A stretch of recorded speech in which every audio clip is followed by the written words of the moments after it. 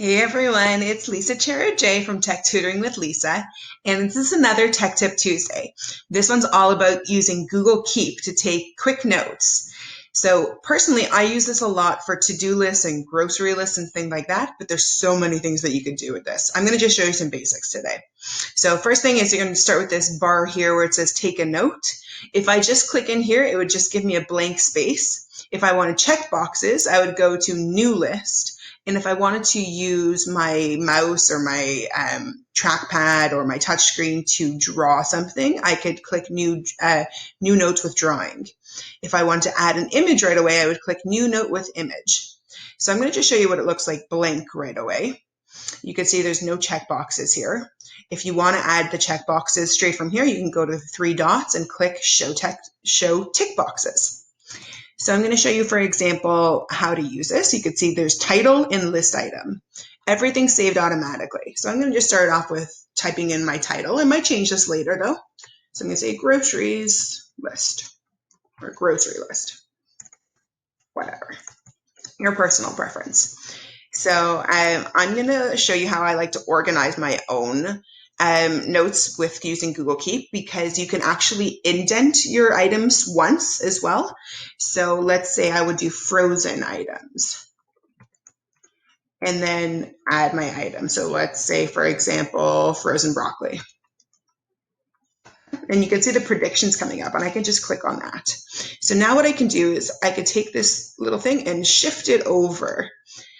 Okay, so all I did was click on these 6 dots and dragged it to the right. And now I just press enter again to make a new box. So let's say we want frozen pizza, for example.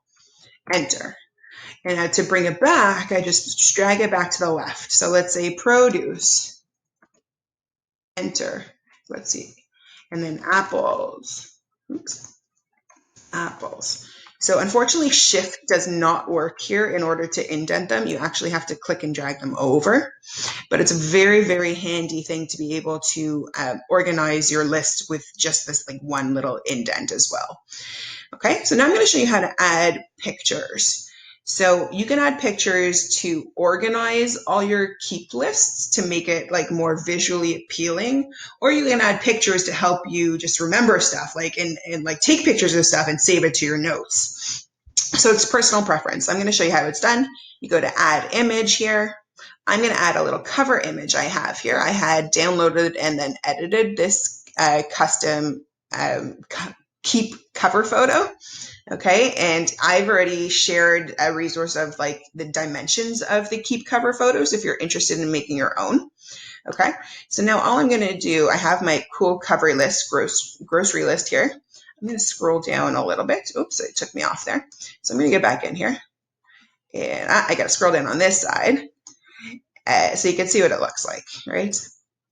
Okay, I'm going to just change up the color quickly to match it. So I just go to this little change color icon, and I've picked colors that match with Google Keep's colors to keep it organized.